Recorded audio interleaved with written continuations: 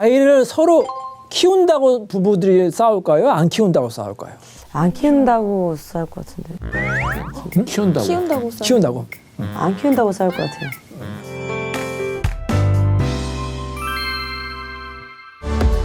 안녕하세요. 이인철 변호사입니다. 안녕하세요. 반갑습니다.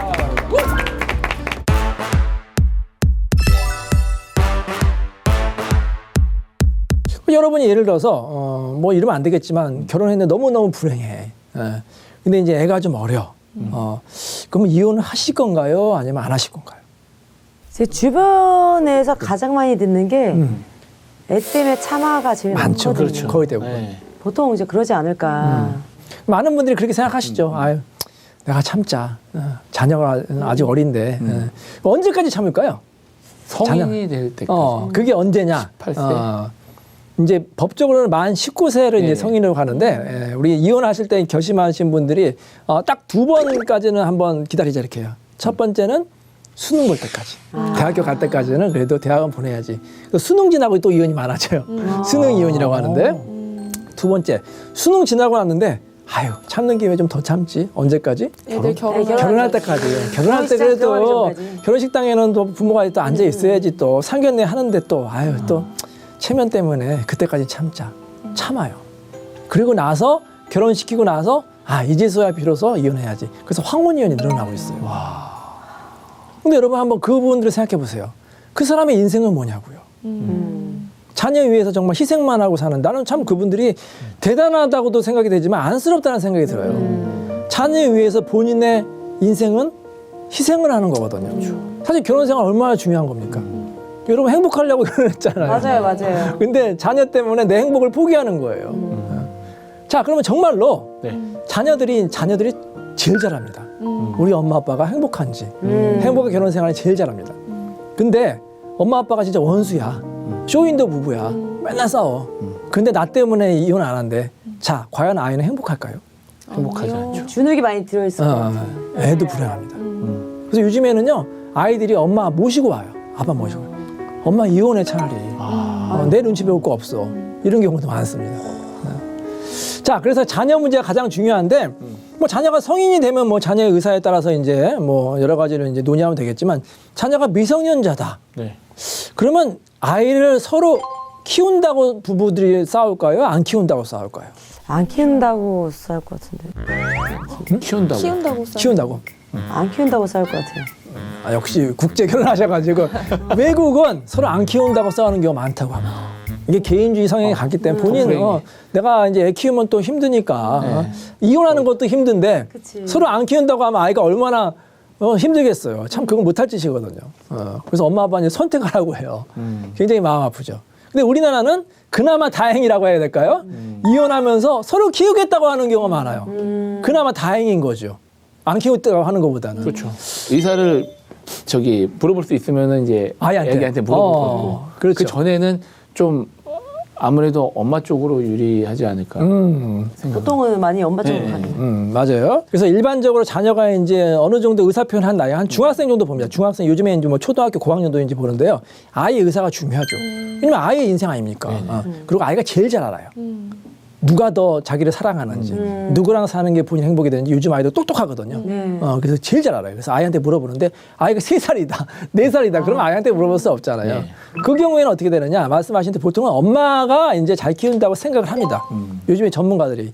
아빠가 돈을 많이 벌면은 이렇게, 나 돈 잘 벌기 때문에 내가 키우게 해주세요. 그러면 이제 아내, 만약에 여러분이 아내 입장이라면 한마디만 하면 됩니다. 양육비만 줘라. 양육비 많이 줘, 그러면. 돈 많이 벌면. 그러면 뭐라 그래요, 남편이? 나 사실 어려워. 돈 많아서 키운다고 하다가 양육비 받으면 사실 어려운데 돈 없어 그래요. 웃기죠. 세상에. 네, 그래서 가장 좋은 거는, 가장 이제 중요한 거는 자녀에 대한 애착이에요. 애정. 근데 여러분 애착, 애정은 밖으로 보여요? 잘 안 보여요. 잘 안 보이죠. 판사가 잠깐 봐서 엄마가 아이를 사랑하는지 아빠가 사랑하는지 어떻게 알아요? 몰라요. 판사는 신이 아니라니까. 하나님은 금방 아시겠죠. 판사는 신이 아니에요. 뭐 어떻게 돼요?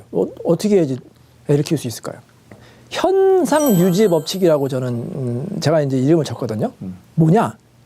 이 법, 우리 또 이런 조직 이런 데서는 사실 막 변화하는 걸 별로 안 좋아해. 약간 보수적이잖아요, 항상. 법이라는 거는. 그렇기 때문에 현상을 유지하려고 그래. 자, 보세요. 자녀가 지금 보통 별거부터 한 다음에 재판을 하거든요. 예. 별거 한 뭐 1, 2년 하고 재판도 1, 2년 뭐 3년 걸려요. 그러면 한 3년에서 5년 정도 떨어져 있잖아요. 네. 그동안 아이가 누구한테 있었느냐. 엄마가 아이를 데리고 친정에 가가지고 깐난아기부터 잘 키워왔어. 3년 지났어. 잘 크고 있어. 근데 굳이 아빠한테 가라고 할까요? 하나도 엄마가 잘 키우고 있는데. 반대로 엄마가 이제 춤바람 나가지고 집을 나갔어. 그래서 이제 한 3년 나가다가 이제 와서 아이 키우겠대. 아빠가 잘 키우고 있는데. 그럼 굳이 엄마한테 줘야 될까요? 아니죠. 그렇기 때문에 법에서는 현상을 그냥 유지하라고 그래요. 엄마가 데리고 있으면 엄마. 아빠가 데리고 있으면 아빠. 그래서 판사가 물어봐요. 지금 아이를 누가 키우고 있어요? 그때 내가 키우고 있습니다 하는 사람이 키울 가능성이 높다는 거죠. 그래서 이런 일도 있어요. 이런 거 알기 때문에 아이를 탈취하는 007 작전도 있어요. 드라마에서 많이 나와요. 엄마가 잘 키우고 있는데 아빠가 나 아이 너무 보고 싶으니까 내가 하루만 좀 데리고 있게 해줘. 잠깐만 볼게. 아이 그래 아빠인데 잠깐 보여주잖아. 갑자기 애 데리고 차 데리고 도망가. 그래서 애 안 보여줘. 몇 달 동안. 그럼 엄마가 울고불고 막 애 납치됐어요. 뭐 경찰에 전화해요. 애가 유기된 것 같습니다. 납치됐어요. 그럼 경찰이 그래요? 누가 유기했습니까? 아빠가요. 전화 끊죠. 무슨 아빠가 유기를 하는 게 말이 되냐고. 그래서 아이를 꼭 키우려면 아이를 반드시 데리고 있어야 됩니다. 아시겠죠? 자, 아이를 키웠다. 그러면 이제 아이를 키우려면 뭐가 들어가? 돈이 들어가죠? 네네. 상대방한테 청구할 수 있는 게 양육비. 양육비는 얼마나 받을 수 있을까요? 그 사람의 능력이 없어도 정해져 있는 거예요. 네. 양육비는 필요한 사람은 많이 받으려고 할 거고, 예. 양육비 주려는 사람은 적게 주려고 할 거고, 다 그래요. 근데 참 희한한 게 자기 자식인데도 양육비는 그렇게 아까워하는 경우가 많단 말이에요. 예를 들어서 엄마가 키운다.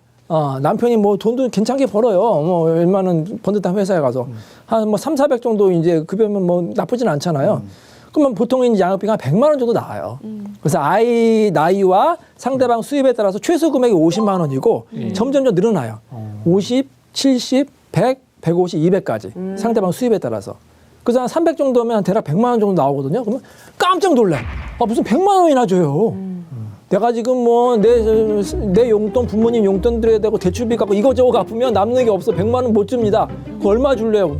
그래서 한 20, 30만 원 주는 게 좋을 것 같은데 이래요. 근데 여러분 20, 30만 원 가지고 애 키울 수 있어요? 못 키우죠. 솔직히. 마트 한 번 가면 2, 3년 그러니까 못 나오는데. 그걸 못해. 그러니까 자기만 생각한단 말이야. 자기 자식인데. 양육비는 그래서 제 생각에는 좀 충분히 더 줘야 돼요 사실. 더 들어가요. 50만 원 그거 못 키워요. 충분히 주시기 바랍니다. 그리고 양육비는요 꼭 친자뿐만 아니라 결혼해서 이제 혼인 중에 혼외자의 경우에도 줘야 되는 거예요. 요즘에 결혼을 안 했는데 아이가 생기는 경우가 있거든요. 그런 경우에도 내 아이라고 하면은 무조건 양육비는 지급을 하셔야 됩니다. 그래서 양육비는 아끼지 말고 줘야 된다 이렇게 생각이 됩니다.